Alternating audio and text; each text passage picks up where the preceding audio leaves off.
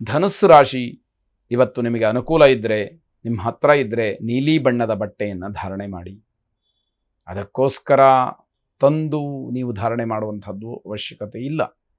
ಆ ನೀಲಿ ಬಣ್ಣದ ಬಟ್ಟೆಯನ್ನು ಧಾರಣೆ ಮಾಡಿ ನಿಮ್ಮ ಕೆಲಸಕ್ಕೆ ಹೋದರೆ ಶುಭ ಅನ್ನುವಂಥದ್ದಿದೆ.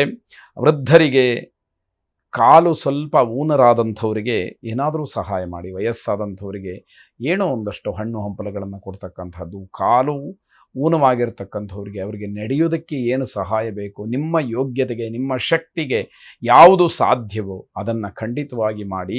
ಅವರಲ್ಲಿರ್ತಕ್ಕಂತಹ ನೋವನ್ನು, ಕಷ್ಟವನ್ನು ನೀವು ಸ್ವಲ್ಪ ಮಟ್ಟಿಗೆ ದೂರ ಮಾಡಿದರೆ ನಿಮಗಿರತಕ್ಕಂತಹ ಕಷ್ಟ ದೂರವಾಗುತ್ತೆ ಅಂತ ಅರ್ಥ.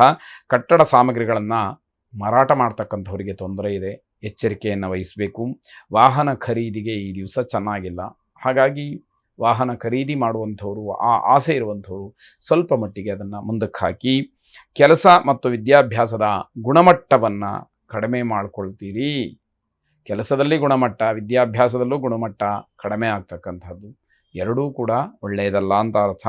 ಬಿಡುವಿಲ್ಲದೆ ಇರತಕ್ಕಂತಹ ಕೆಲಸ, ಆದರೆ ಏನೂ ಪ್ರಯೋಜನ ಇಲ್ಲ. ಯಾರೇನು ಕೇಳಿದರೂ ಪುರುಸೊತ್ತಿಲ್ಲ, ಒಂದು ಕ್ಷಣವೂ ಕೂಡ ಸುಮ್ಮನೆ ಕೂತಿಲ್ಲ ಅಂತ ಹೇಳುವ ಹಾಗೆ ಮಾಡ್ಕೊಳ್ತೀರಿ. ಪ್ರಯೋಜನ ಏನು ಅಂತ ಕೇಳಿದರೆ ಏನೂ ಇಲ್ಲ ಅನ್ನುವಂತಹ ಅರ್ಥ.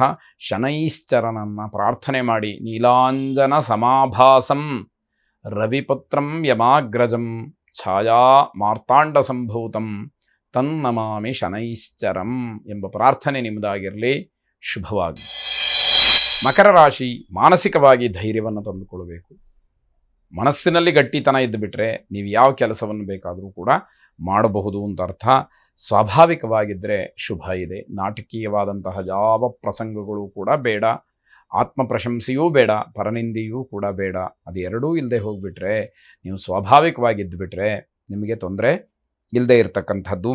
ದೂರದ ಬಂಧುಗಳು ಒಂದಷ್ಟು ಕಿರಿಕಿರಿ ಮಾಡ್ತಾರೆ. ಅದು ಆಸ್ತಿ ವಿಚಾರವೋ ಅಥವಾ ಇನ್ಯಾವುದೋ ಸಣ್ಣ ಪುಟ್ಟ ವಿಷಯಗಳನ್ನು ತೆಗೆದು ಆ ಒಂದು ಕಿರಿಕಿರಿಯನ್ನು ಮಾಡಬೇಕು ಅನ್ನೋ ಉದ್ದೇಶದಲ್ಲೇ ಇರ್ತಾರೆ. ಅದು ಯಾವುದಕ್ಕೂ ತಲೆ ಕೆಡಿಸ್ಕೊಳ್ಬೇಕಾದಂತಹ ಪ್ರಮೇಯ ಇಲ್ಲ ಅಂತ ಅರ್ಥ. ಸಾಯಂಕಾಲದ ಹೊತ್ತಿಗೆ ಅಶುಭ ಸೂಚನೆ ಇದೆ. ಏನೋ ಸಮಸ್ಯೆ ಆಗ್ತಕ್ಕಂಥದ್ದು, ಇನ್ನೆಲ್ಲೋ ಯಾರಿಗೋ ತೊಂದರೆ ಆಯಿತು ಅಂತ ಹೇಳಿ ನಿಮ್ಮ ಗಮನಕ್ಕೆ ಬರ್ತಕ್ಕಂಥದ್ದು ಎಲ್ಲವೂ ಕೂಡ ಅಸ್ತವ್ಯಸ್ತವಾಗ್ತಕ್ಕಂತಹ ಪರಿಸ್ಥಿತಿ ಆಗುತ್ತೆ. ಕುಟುಂಬದಲ್ಲಿ ಮನಸ್ಸಿಗೆ ಸಮಾಧಾನವಾಗುವಂತಹ ವಾತಾವರಣ ಇದೆ. ನಿಮಗೆ ಎಷ್ಟೇ ಏನೇ ಕಿರಿಕಿರಿ ಆದರೂ ಕೂಡ ಮನೆಯಲ್ಲಿ ನಿಮಗೆ ಸಹಕರಿಸ್ತಾರೆ. ಮನೆಯವರ ಸಹಕಾರ, ಮನೆಯವರ ಮಾತು, ಮನೆಯವರ ಸಲಹೆ ನಿಮಗೆ ಧೈರ್ಯವನ್ನು ತುಂಬತಕ್ಕಂಥದ್ದಾಗುತ್ತೆ. ಹಲವಾರು ದಿವಸಗಳಿಂದ ಇತ್ಯರ್ಥ ಆಗದೇ ಇರತಕ್ಕಂತಹ ಕೆಲವು ಕೆಲಸಗಳು ಈ ದಿವಸ ಇತ್ಯರ್ಥವಾಗುವಂತಹ ಸೂಚನೆಯನ್ನು, ಶುಭ ಫಲದ ಸೂಚನೆಯನ್ನು ನಿಮಗೆ ಹೇಳ್ತಾ ಇದೆ ಅಂತ ಹೇಳಬೇಕು. ಧಾರ್ಮಿಕ ಕರ್ಮಾಚರಣೆಗೆ ಮನಸ್ಸು ಬರುವಂಥದ್ದು, ಯಾವುದೋ ಪೂಜೆ ಪುನಸ್ಕಾರ, ದೇವರ ಧ್ಯಾನ, ಹೋಮ ಹವನ ಇತ್ಯಾದಿಗಳನ್ನು ಏನೋ ಮಾಡಬೇಕು, ಭಗವಂತನ ಸೇವೆಯನ್ನು ಮಾಡಬೇಕು, ಭಗವಂತನಿಂದ ಅನುಗ್ರಹ ಪಡ್ಕೋಬೇಕು, ಈ ಭಾವನೆ ಮನಸ್ಸಿನಲ್ಲಿ ಮೂಡುವಂಥದ್ದಾಗುತ್ತೆ. ಶ್ರೀರಾಮಚಂದ್ರನನ್ನು ಪರಿವಾರ ದೇವತೆಗಳ ಸಹಿತವಾಗಿ ಪ್ರಾರ್ಥನೆ ಮಾಡಿ. ರಾಮಾಯ ರಾಮಭದ್ರಾಯ ರಾಮಚಂದ್ರಾಯ ವೇಧಸೆ ರಘುನಾಥಾಯ ನಾಥಾಯ ಸೀತಾಯ ಪತಜಯ ನಮಃ ಎಂಬ ಪ್ರಾರ್ಥನೆಯಲ್ಲಿ ಸೀತಾ, ಲಕ್ಷ್ಮಣ, ಭರತ, ಶತ್ರುಘ್ನ, ಹನುಮಂತನ ಸಮೇತವಾಗಿರ್ತಕ್ಕಂತಹ ರಾಮನನ್ನು ಪ್ರಾರ್ಥನೆ ಮಾಡಿ. ಶುಭವಾಗಿ. ಕುಂಭರಾಶಿ, ವೈದ್ಯಕೀಯ ವಿದ್ಯಾರ್ಥಿಗಳಿಗೆ, ವೈದ್ಯಕೀಯ ಕ್ಷೇತ್ರದಲ್ಲಿರ್ತಕ್ಕಂಥವರಿಗೆ, ವೈದ್ಯರಿಗೆ ಸ್ವಲ್ಪ ಅನುಕೂಲವಾಗ್ತಕ್ಕಂತಹ ದಿವಸ ಇದಾಗಿದೆ. ಸ್ನೇಹಿತರು ಮತ್ತು ಸಂಬಂಧಿಕರು ನಿಮ್ಮನ್ನು ಅಭಿನಂದಿಸ್ತಕ್ಕಂತಹ ದಿವಸ. ಏನೋ ಸಾಧನೆ ಮಾಡಿದ್ದೀರಿ ಅಥವಾ ನಿಮ್ಮ ವಿದ್ಯಾಭ್ಯಾಸದ ಯಾವುದೋ ಒಂದು ಪರೀಕ್ಷೆಯಲ್ಲಿ ಉತ್ತಮವಾದಂತಹ ಅಂಕಗಳನ್ನು ಪಡೆದು ಉತ್ತೀರ್ಣರಾಗಿರ್ತೀರಿ ಅಂತಕ್ಕಂಥದ್ದು. ಆಲಸ್ಯ ಮಾಡಬೇಡಿ, ಇದರ ಹಿಂದೆ ನಿಮಗೆ ದೊಡ್ಡದಾದಂತಹ ಸಮಸ್ಯೆ ಕಾದಿರುತ್ತೆ. ಆದ್ದರಿಂದ ಸೋಮಾರಿತನ ಅಂತಕ್ಕಂಥದ್ದು ಬೇಡವೇ ಬೇಡ ಅಂತ ಅರ್ಥ. ಭಾವನಾತ್ಮಕವಾದಂತಹ ಬಲಶಾಲಿಗಳು ಮತ್ತು ನಿಮ್ಮ ಮನೆಯಲ್ಲಿರ್ತಕ್ಕಂತಹ ಕೆಲವರು ಇದನ್ನು ಒಪ್ಪೋದಿಲ್ಲ. ಯಾವುದನ್ನು? ನಿಮ್ಮ ಆಲಸ್ಯತನವನ್ನು ಮತ್ತು ನಿಮ್ಮಲ್ಲಿರ್ತಕ್ಕಂತಹ ಮಂದಗತಿಯನ್ನು, ನಿಧಾನಗತಿಯನ್ನು ಒಪ್ಪೋದಿಲ್ಲ. ಅವರಿಗೆ ಚುರುಕಾಗಿರಬೇಕು, ಚಟುವಟಿಕೆಯಿಂದ ಇರಬೇಕು ಅಂತಕ್ಕಂತಹ ಅಪೇಕ್ಷೆ ಇರುತ್ತೆ. ಹಣದ ಲಾಭ, ಗೌರವ ಎರಡೂ ಕೂಡ ನಿಮಗೆ ಏಕಕಾಲದಲ್ಲಿ ಆಗ್ತಕ್ಕಂಥದ್ದು. ನೌಕರಿಯಲ್ಲಿ ಅಥವಾ ವೃತ್ತಿಯಲ್ಲಿ ಎಲ್ಲರಿಂದಲೂ ಕೂಡ ಸಹಾಯ ಅಥವಾ ಬೆಂಬಲ ನಿಮಗೆ ಸಿಕ್ಕುವಂಥದ್ದಾಗುತ್ತೆ. ಹಾಗಾಗಿ ನೀವು ಯಾವುದಕ್ಕೂ ಕೂಡ ಯೋಚನೆಯನ್ನು ಮಾಡಬೇಕಾದಂಥದ್ದಿಲ್ಲ. ಎಲ್ಲರೂ ಕೂಡ ನಿಮಗೆ ಸಹಕರಿಸ್ತಾರೆ ಅಂತಕ್ಕಂಥದ್ದು. ಲಕ್ಷ್ಮೀ ನರಸಿಂಹಸ್ವಾಮಿಯನ್ನು ಪ್ರಾರ್ಥನೆ ಮಾಡಿ. ಉಗ್ರಂ ವೀರಂ ಮಹಾವಿಷ್ಣುಂ ಜ್ವಲಂತಂ ಸರ್ವತೋಮುಖಂ ನೃಸಿಂಹಂ ಭೀಷಣಂ ಭದ್ರಂ ಮೃತ್ಯುಂ ನಮಾಮ್ಯಹಂ ಎಂಬ ಪ್ರಾರ್ಥನೆ ನಿಮ್ಮದಾಗಿರಲಿ. ಶುಭವಾಗಿ.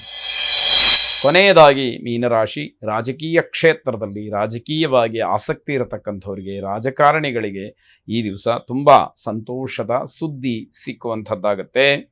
ಯಾರಿಗೆ ಬುದ್ಧಿವಂತಿಕೆ ಇದೆಯೋ ಅಂಥವರು ತಮ್ಮ ಕೆಲಸವನ್ನು ಇಲ್ಲಿ ಮಾಡಿಕೊಂಡು ಜಯಶೀಲರಾಗ್ತಾರೆ. ಬೇರೆಯವರಿಗೆ ಕಷ್ಟ ಸಾಧ್ಯ ಅನ್ನುವಂಥದ್ದು ಗೊತ್ತಾಗುತ್ತೆ. ನಿಮ್ಮನ್ನು ನೀವು ಪರಿಪೂರ್ಣವಾಗಿ ಕೆಲಸಕ್ಕೆ ತೊಡಗಿಸ್ಕೊಳ್ತೀರಿ. ಅಂದರೆ ನನ್ನ ಕರ್ತವ್ಯ, ನನ್ನ ಜವಾಬ್ದಾರಿ, ನಾನೇ ಈ ಕೆಲಸವನ್ನು ಮಾಡಬೇಕು ಅನ್ನುವಂತಹ ಮನೋಭಾವ ಏನಿದೆ, ಅದು ಏನು ಬರುತ್ತೆ ಅದು ಬಹಳ ಮುಖ್ಯವಾದಂಥದ್ದು.